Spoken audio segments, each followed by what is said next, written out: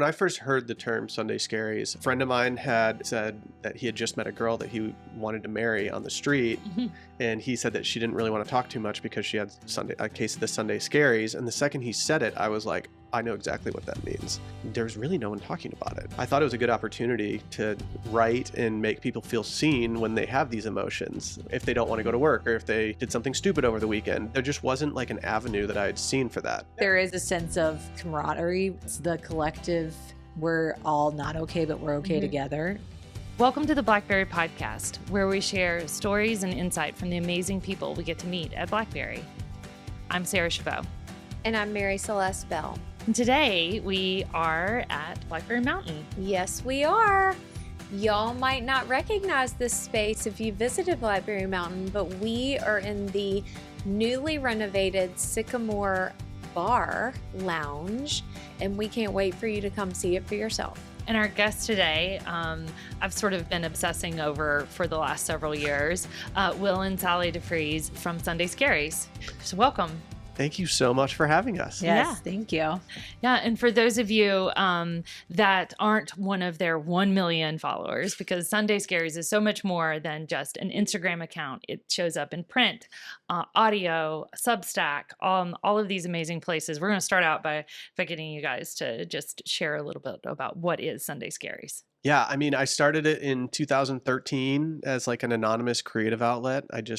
I didn't dislike my job at the time, but I was looking for something more creative to do. And so I started it as a blog and was doing a lot of writing.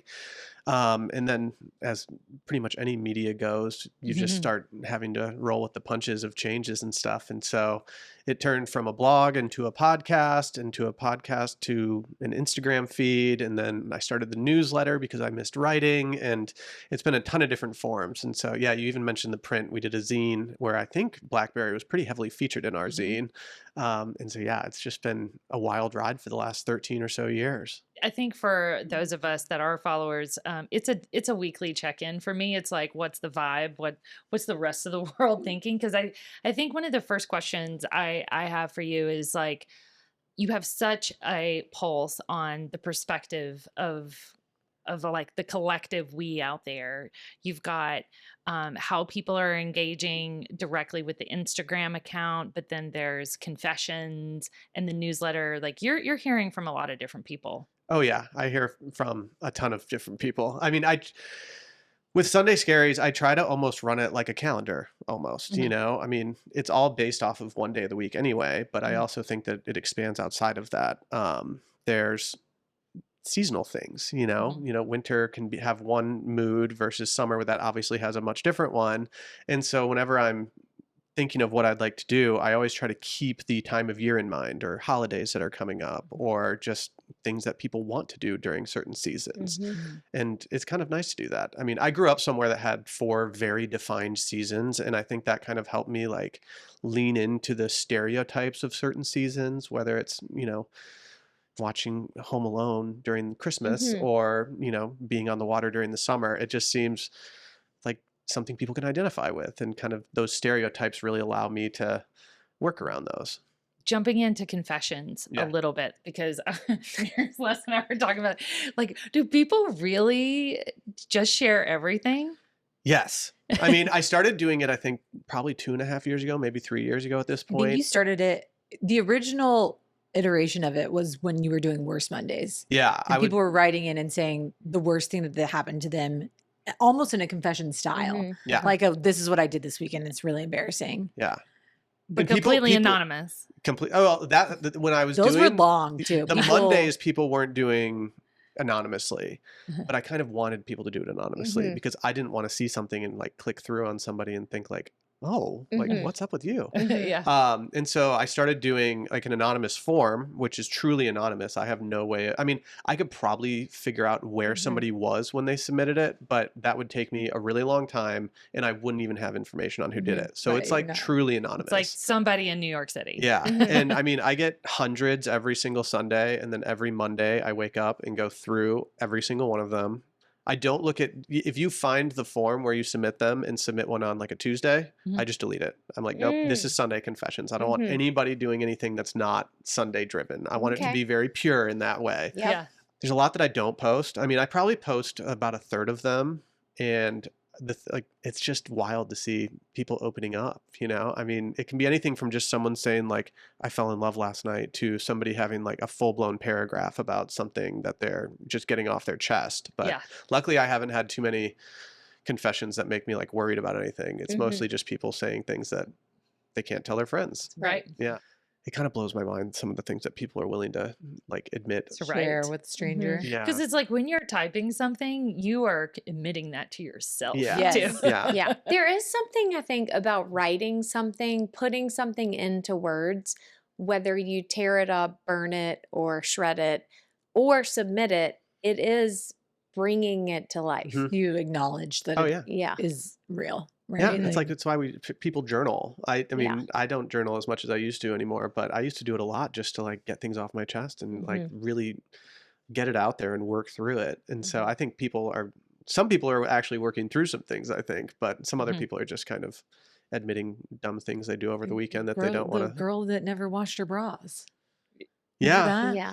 Yeah. There's some gross ones. Sometimes I'm like, The did you have to hygiene ones. put like the hygiene Yeah. ones gross me out. Yeah. But But people I think love the people hygiene like ones. it because it's like, okay, that's weird, but I do weird stuff too. Yeah. You know, I think that Yeah. there is a sense of almost camaraderie with the grander audience of like, oh, they do that. I fell in love with somebody at a bar last night too. You know, Right. like that makes it almost okay. It's the collective. We're all not okay, but we're okay together, which was like the original iteration of Sunday Scaries of, you know, we are all struggling with anxiety or hungover or tired or don't want to see our boss on Monday, but we're all doing it together. And so you have somebody, you know, even Collectively. if your Yeah. friend isn't doing it with you, you have the population with you. Yeah, I mean, when I first heard the term Sunday Scaries, I was living in San Francisco.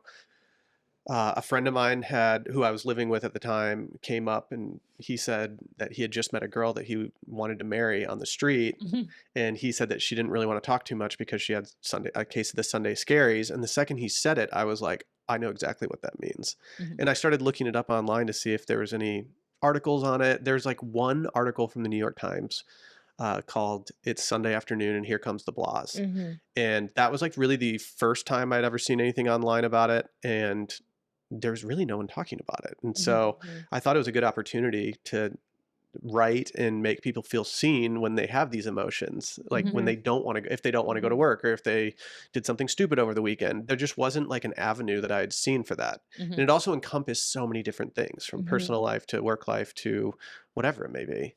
And so it was just like, it was interesting to me that there was nothing out there that really had that, even though everybody felt it. And so now that it's a much more widespread term, I mean, I think people use it all the time, which is Right. great. Yeah. Yeah. Yeah. How has your perspective of Sunday Scaries changed now that you're a parent and you have 2 children, and your Sunday and your Monday and your Saturday night have all evolved? It's changed a lot. And I actually, we were just talking about the Blackberry magazine. I did an interview for the Tone issue. Yeah. And it really made me like step back and think about it even harder. And I'll admit that I thought about it much harder after the interview that I did, because I was like, I feel like some of my answers weren't that good. And then the more and more that I thought about it, I started realizing like, oh yeah, things really have changed. I feel like now that I run my own business, I feel like it's like an everyday anxiety that you have about that kind of thing.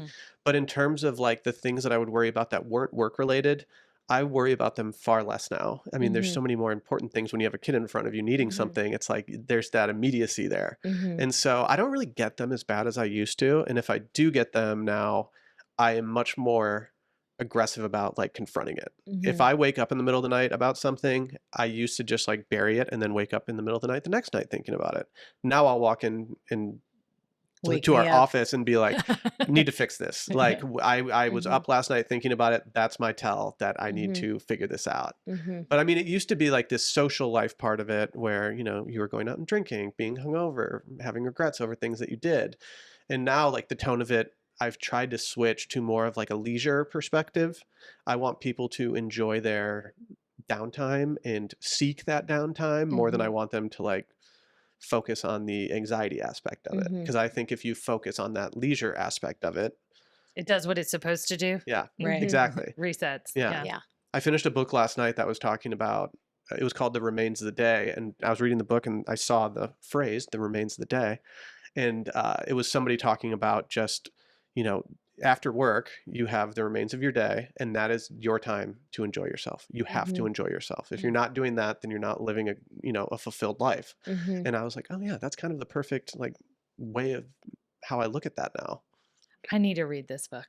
It's good. I mean, it's an interesting book. I keep bringing it up to Sally, but I've been trying to read more this summer to get off my phone. And so Yeah. I feel like I just end up talking about the most recent book I read more than anything else now. Yeah. But that's probably a healthier way than the doom scroll. Yes. Yeah. But When you work so much online, it's a lot. Like, I need to not be on my phone because then I end up looking at things, whether it's newsletter, whether it's the Instagram, whether it's whatever. I don't want to look at that when I'm going to bed at night. Right. Yes. Sally, are you a ferocious reader? I am. Our reading styles are very different. Mhm. I picked up reading right after our first son was born for a very similar reason. I couldn't be on my phone. My anxiety was really high.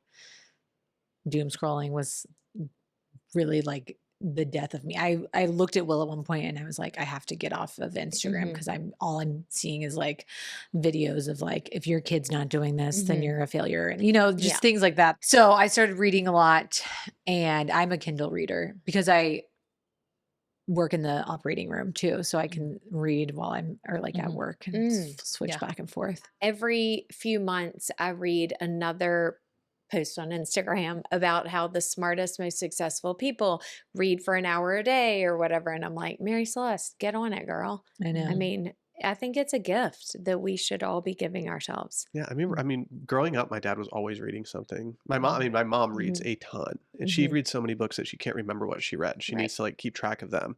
But yeah, sitting down, I would much rather have my child see me reading a book than scrolling my phone. Yeah, that's the other reason why I like to read an actual book. Well, one of the revelations I had was that made me start reading more again was just when you're on your phone and you're on some social media platform, everything that you're seeing is something that is shoved in your face. And I started thinking about how many words I read a day that I don't select what I'm reading. It's just somebody, some algorithm telling me you're reading this now. And it started to weird me out. I don't want something telling me what to read the entire time. I want to choose what I read and choose the information that I'm taking in. And once I had that revelation, I was like, oh, I just need to replace that time with reading. And so that's what I'm trying to do. I'm sure I'll fall out of it at some point, but it seems like the last few summers, I've read more during the summer than I have during the other parts of the year. Yeah. Well, now you've got a book light too, so that's really. I love my book light. I love my book light. Sally's like, you've got a book light. No, the book light's an issue because our kids keep thinking it's a toy. It's a flashlight, and our 2.5-year-old keeps taking it. And he's like, "Mommy, colors! Look at the colors!" And then Will loses where he is in the book. It's like a whole thing. We maybe need to get some decoy book lights. Maybe he needs just his own book flashlight. light. Yeah, we need to get. Yeah, that's a good idea too. They're like $5. But these are the moments you should cherish: is that your child is excited about a flashlight. I mean, those are just soak that up. Oh yeah. Yeah. We have some major. Our oldest is really obsessed with the stuffies. He's already gotten 2 while he's been here. He's somehow corralled us into getting all of them. And then our youngest is really obsessed with trucks. So if you see a child walking around here with a mail truck and an ambulance, you'll know. Aww. You'll also know because they have very red hair. It's pretty easy to spot that we're all together. Cute. I ran out of dinner last night and didn't know where anybody was. And I was like, have you seen a group of redheads walking around? They're like, oh yeah, they went down that way. Perfect. Thank you. You've spent so much time. I mean, how old is Sunday Scaries at this point? 13 years. 13 years. Yeah. So, and we've talked about how the tone has changed a little bit, but you've also had some elements that have stayed so consistent, like Slam's laptop till Monday. How do you keep it fresh? When it first started, it was all my writing. And so it was all original. It was all everything. And then when COVID happened, I was really trying to find a way on Instagram to make people feel distracted, really. And so I just started essentially just making memes about things. It was an easy way to get a point across in a playful way. And I hadn't really seen anyone do it in the style that I was doing it in. And so it really resonated with people, obviously.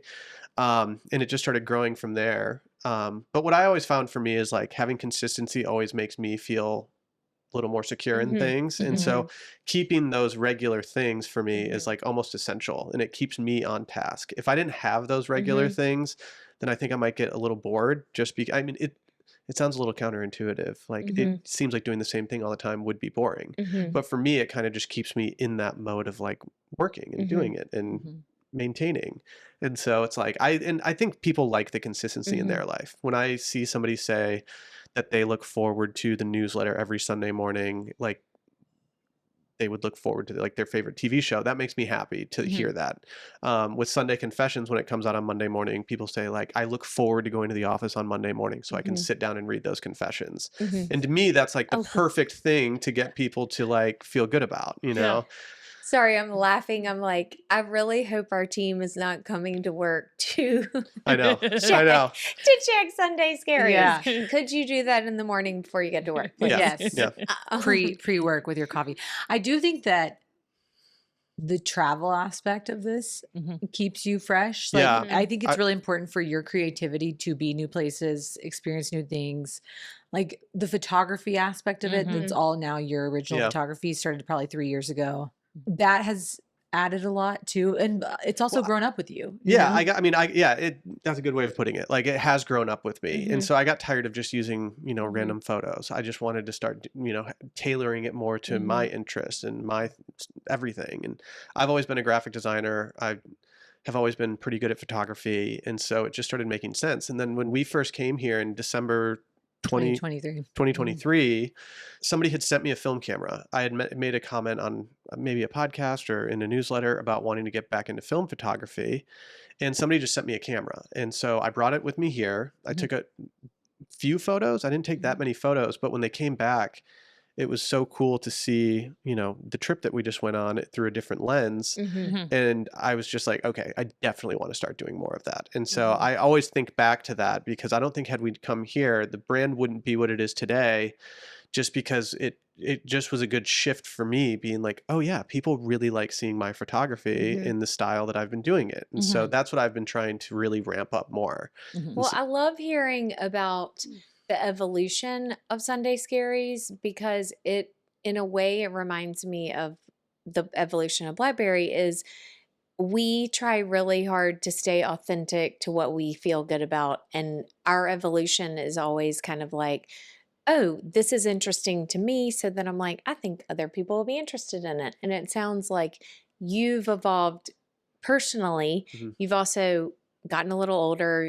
You're married, children, and so your life's evolved. And so also that's kept you interested in what you're doing, but it's authentic to you. Yeah. And I feel like with everything that's out there, there's so much content. I mean, there's so many things I'll never see. And then there's so much stuff that comes towards me that I'm like, why am I even seeing this? But the authenticity of things, especially with AI, I think that's the ticket.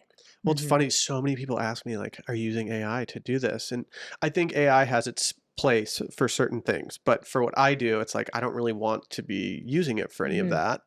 And I'm like, I feel like I'm going in the total opposite direction. It's like, instead of using that, I'm using my film camera. Right. More analog, Right. yeah. Like, I mean, it's like, I could probably have AI sort through confessions, but I don't want to do that. Like, I want to be able to go through myself and have everything done. And so I do a lot of things like the hard way, which it's still not that hard, but I like the creative process of it. I like doing the graphic design part of it. I like writing things. I like tinkering and trying new things. It's like, that's what I've always wanted to work in, a creative career.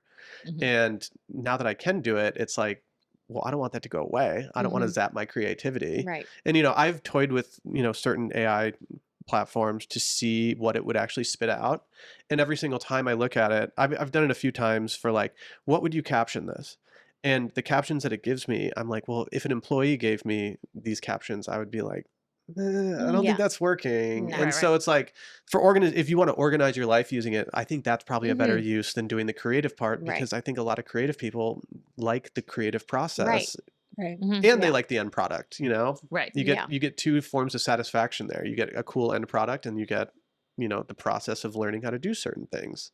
I am so not technical, but I still don't believe, I'm like, I don't want to even put this in AI because I'm like, I don't want it to be out there. Like, Right. I still don't believe that it's not going to make its way somewhere else. And so you holding on to the confessions, I mean, there could be a whole confessions book someday. The Oh, ones yeah. that don't make That's the, very. I mean, instead of upfront, deleting, yeah. you might need Tuesday confessions. I keep is all the- of the Sunday ones. Yeah. They're all in my email somewhere. I don't delete them. Yeah. Yeah. And so I would like to do a The book of them vault. at some I point. mean, I It's don't about know. For the people in hospitality, you might need a Tuesday confessions because for some know. of us, Right. you know, their Friday night is Sunday night. Yeah. Right. So it's like, you know, Yeah, but half the bars aren't open. That's Yeah. the problem.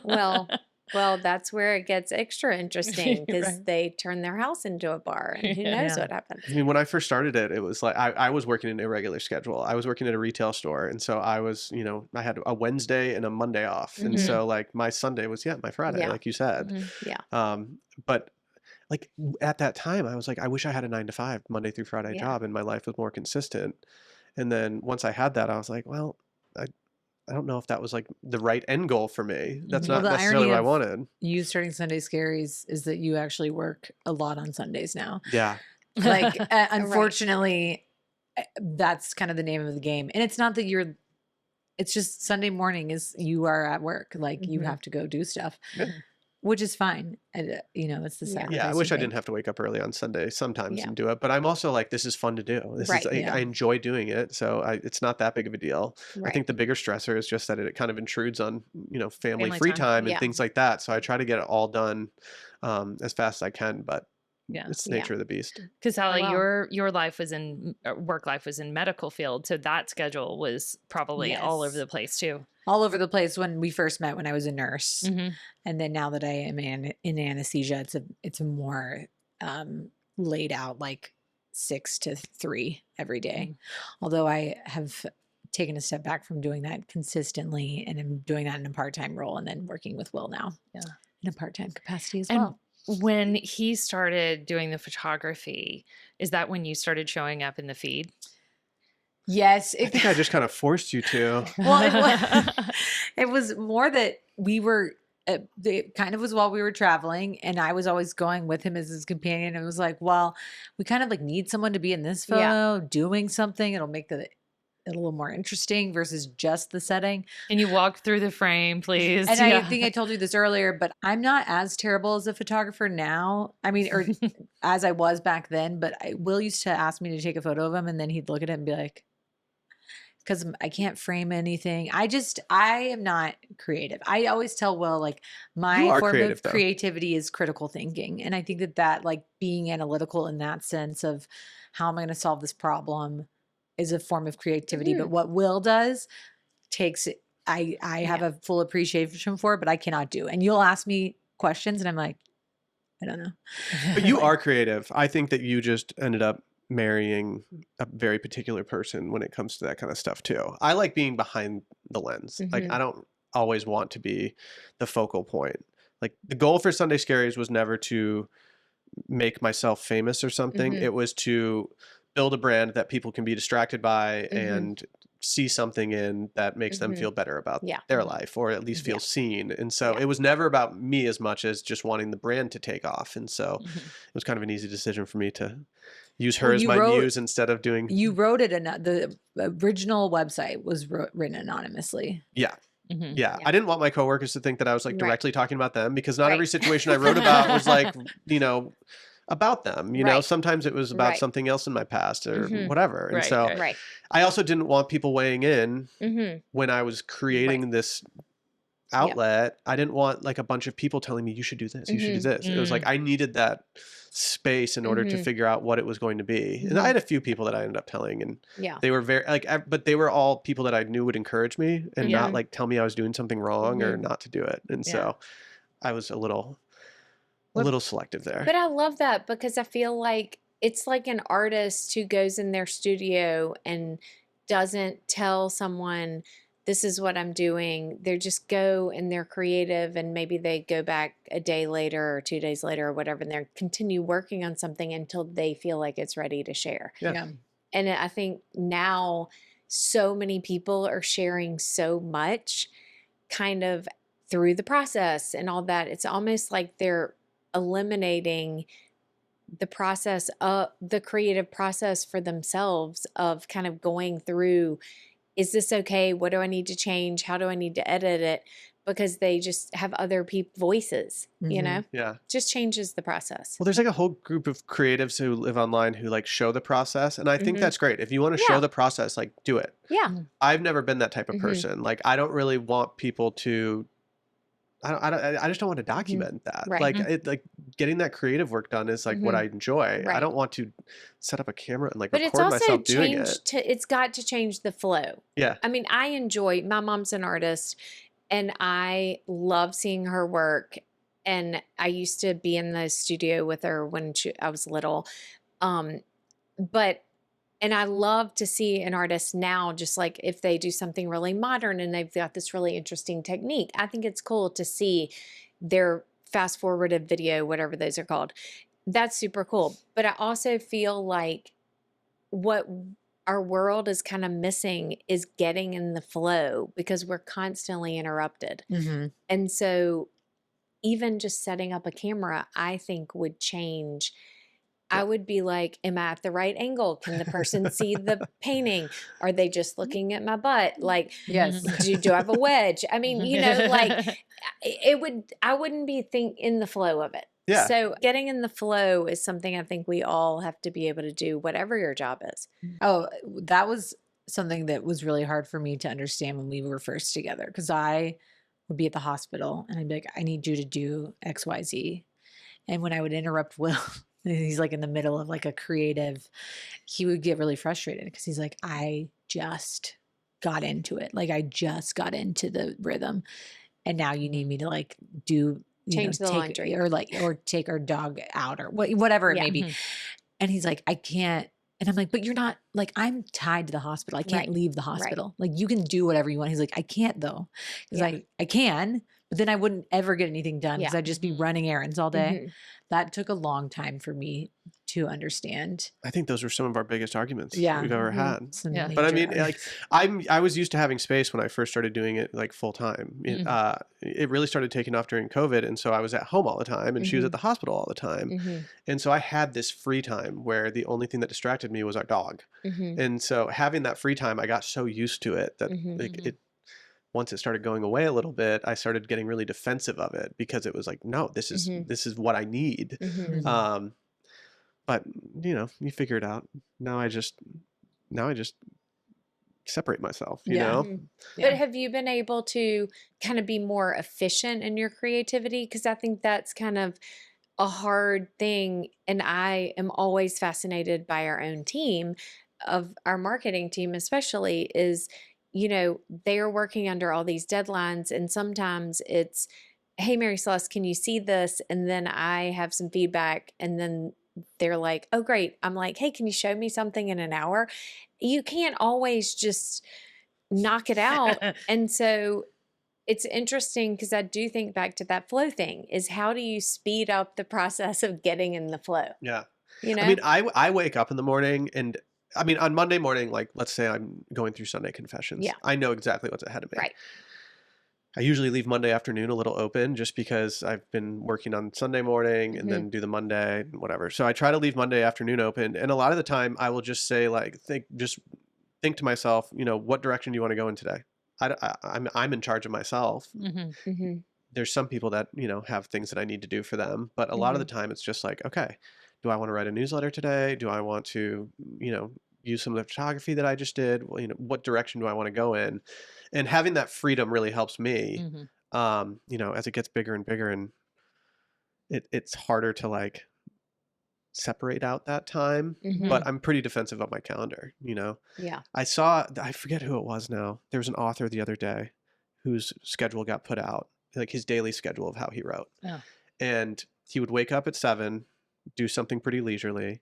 I think from 10:30 on, he would write 1,500 words no matter what. Wow. And then he would go swimming in the ocean, do all this stuff, and then write 500 words later in the day. And I looked at it and I was like, no, that's like the dream schedule. I would love to have the morning just be my creative time. Go do what you want during the day that can like enrich your brain and your soul and whatever. And then from there, do a little more work and enjoy your day. But it's so funny is like probably the people that relate to like the tone or the conversation at Sunday Scaries is like that's almost an impossible schedule.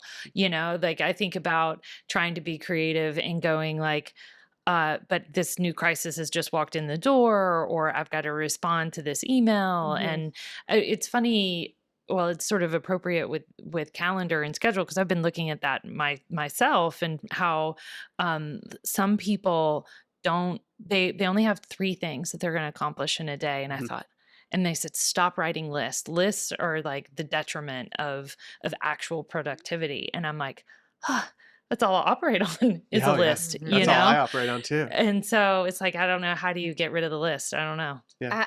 I don't know how you could do that. Yeah. Not you. I'm one, but also you. I'm like, you love a list. I love a list. Oh, I love it. I love it. I have a whole love your whiteboard list for me.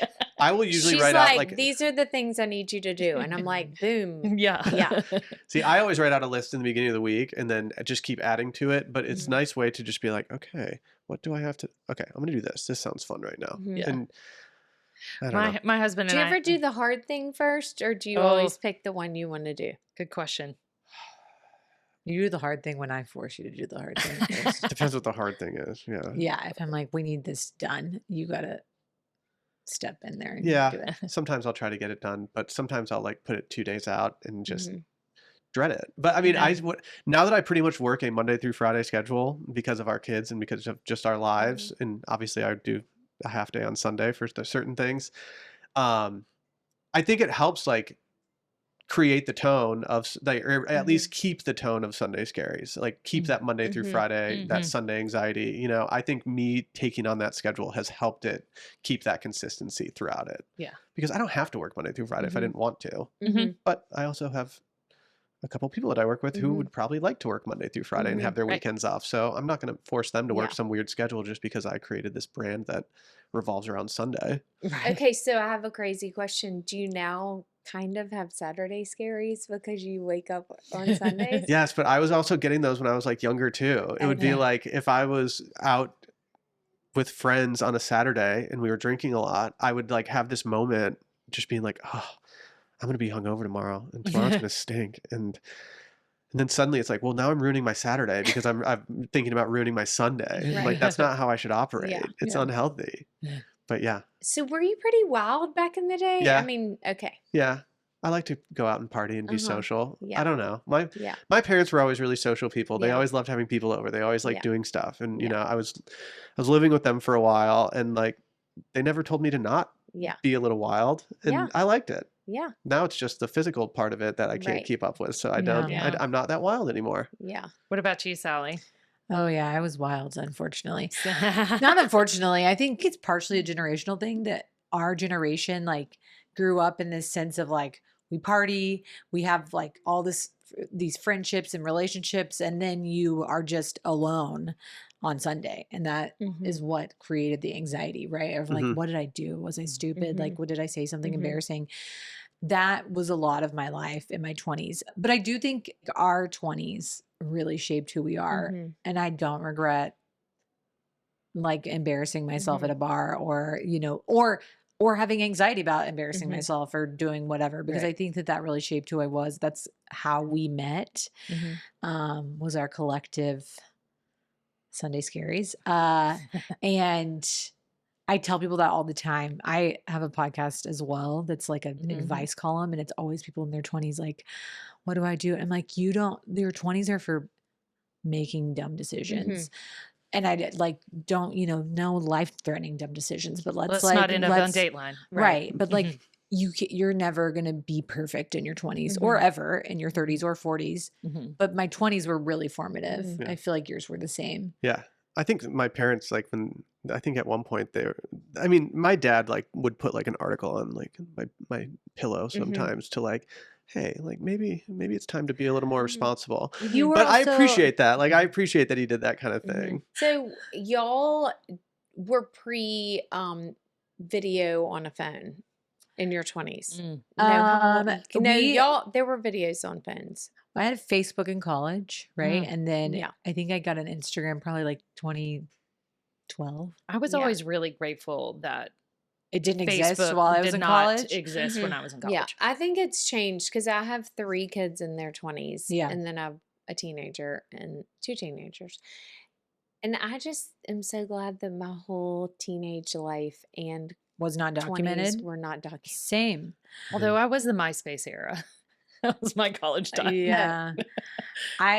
So Will and I met on Twitter, actually. Oh, okay. Love that. I was in Vegas Uh-huh. for March Madness, which my family does every year. And I tweeted about having Sunday Scaries because that's what my friends called it. Because when I lived in Houston, we would get together every Sunday for Sunday night dinner, like our college friend group that had graduated and were now like young professionals in Houston. And so we we called it the Sunday Scaries. We all, you'd be hungover or dreading work, or in my case, a lot of times working at the hospital because I worked weekends sometimes. And then we get together on Sunday night and like have a communion basically of friends, just kind of like starting the week off right. Right. But I tweeted about having Sunday Scaries, and the way that Will found followers for the website was he would like interact with people who tweeted about it. Oh, smart. I would just search it every Sunday night and Mhm. go interact with people because Yeah. I wanted them to see me, Yeah, and maybe they'll right. go to my site and Smart, read what I'm right. writing. And Yeah. it ended up working really well. Yeah. I I mean, was it was like, like, who's this? Jackpot. yeah, So it was not to pat myself on the back, but it was like the smartest thing I did at that point to Mhm. grow the following was Right. just searching the term, liking it, and maybe responding to engaging. people. Yeah, but besides that, I mean, hello, you met your Well, wife. I mean, that's the Then ultimate he hearted prize. it, and I started following his website, which he wrote anonymously. So I had no idea like where he lived, who he was. I would tell my friends like, I think I'm going to marry this guy. But that continued for a year.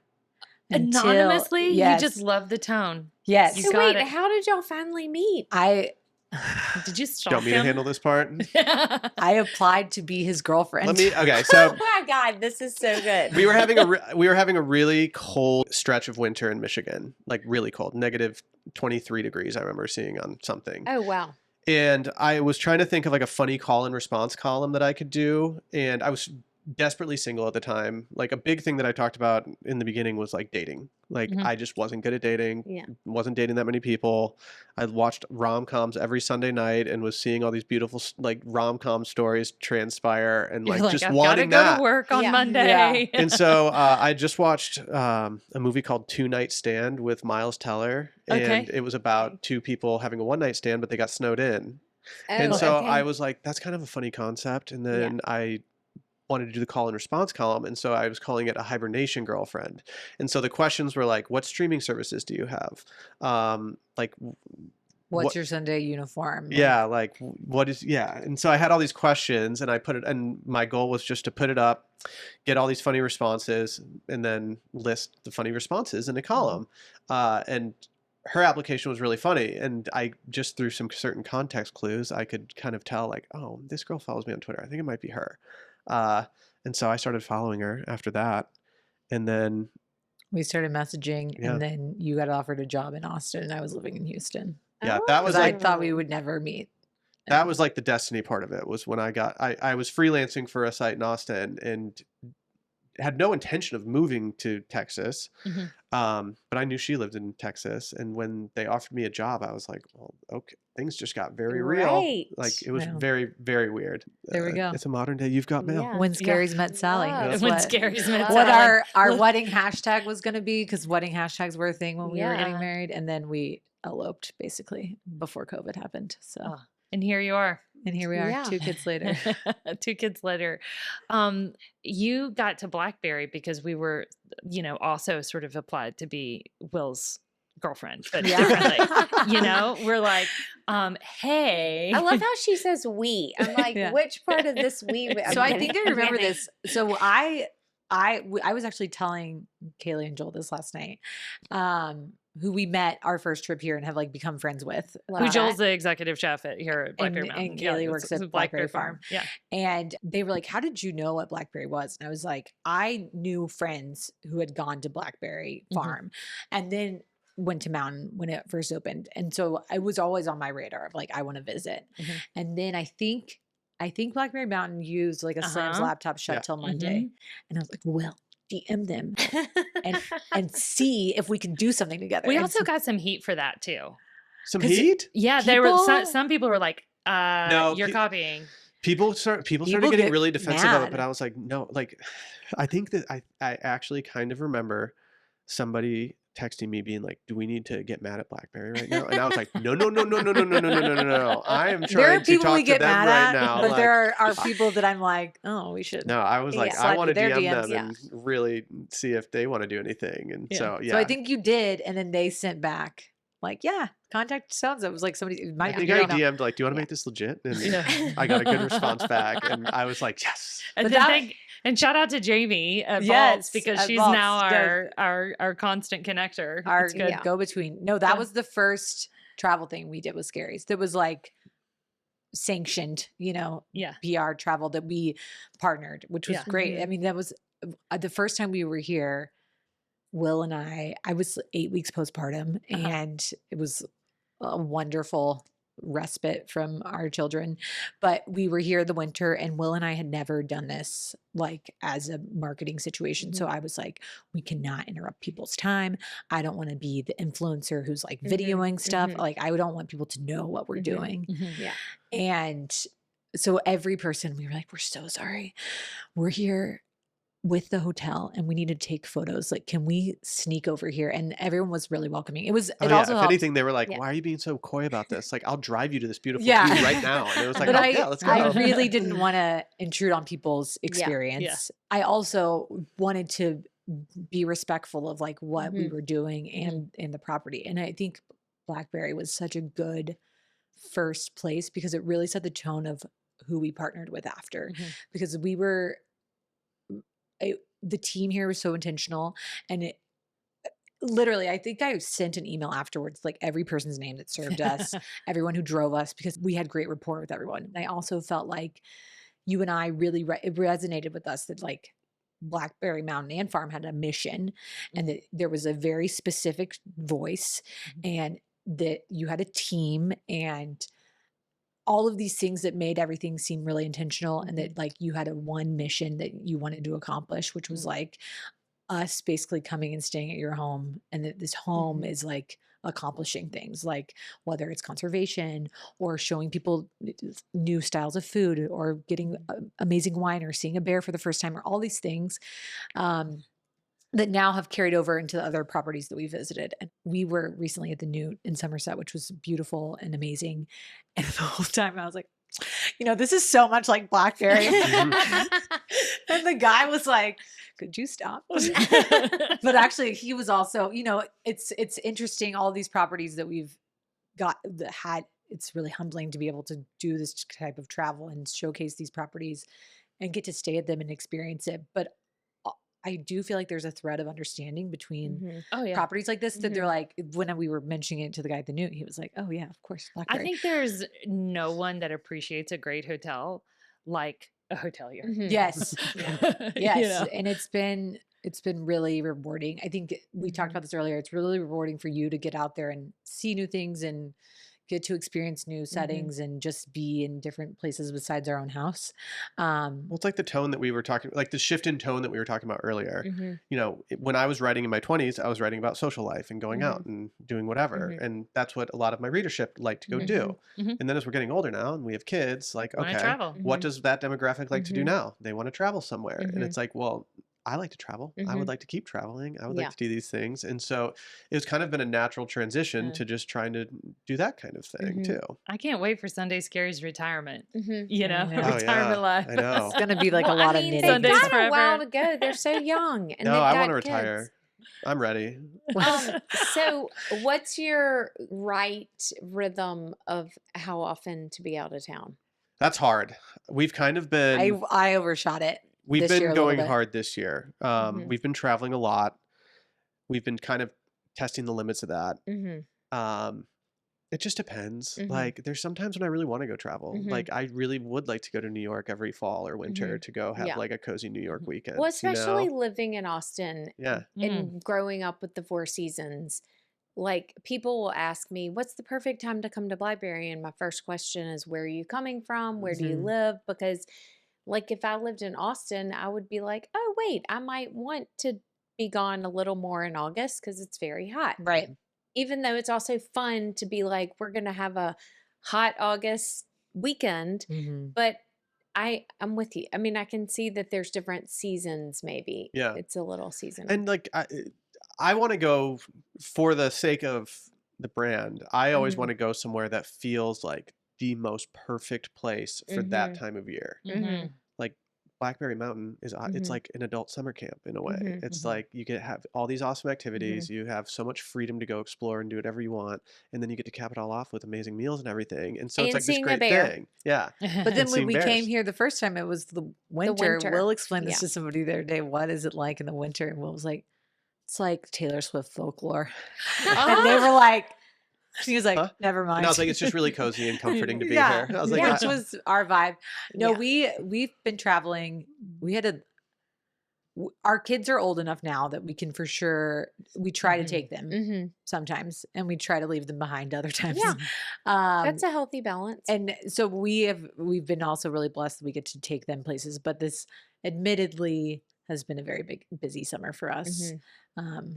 Probably because I took over our travel calendar when we started this because I was already organizing all of our travel. And so I have a hard time saying no to people. I just don't want to, I don't want to burn out at some point, you know? And so it's like, we did a few big trips in a row over the spring and I was like, I need a break. Yeah. I don't want to move for a month. Because as much as being here is amazing, the getting here, you know, the airline travel, etc. I think we're just the coordination of our lives. Summer airline travel is really, it's just the storms. I mean, whether you're flying from New York, from Knoxville, from Texas, I mean, you just never know what the weather is going to do. Right. Yeah. Well, we really appreciate you making a stop here amongst your travel for the summer. So it's hopefully becoming a yearly thing. It's top of my list. Yeah. Yes. And I know that people already know where to find you, but obviously Sunday Scaries across the Substack to Instagram. Yes. Yeah. Yep. If you search my name, I'll come up on Substack. You can also search Sunday Scaries, but and Sunday.Scaries on Instagram is where most people know at this point. So yeah. And what is your podcast, Sally? I have a podcast called The Mail-In, which is part of Will's like media network, Wash Media. And then I have a burgeoning influencer account called sal.gals. Love it. Which was mostly, I started kind of as a joke because I used to do faux influencer things when Will and I would travel and he'd get really annoyed. But then I had all these photos of myself from Will taking pictures of me. And I was like, well, now I need to post them somewhere because it feels weird like having photos of my kids and then like photos of me in a face mask like on a beach. It's just weird. So I was like, maybe we like it's your creative outlet now. Yeah, the pictures of me with like the red light mask somewhere else. Yeah. Besides the ones next to my kids. Right. Yeah. Love it. Well, thank you all so much. What a treat. Thank you for having us. Yes, thank you for having us. Like it's heaven out here. Yeah, we love it. Until next time, right? Until next time.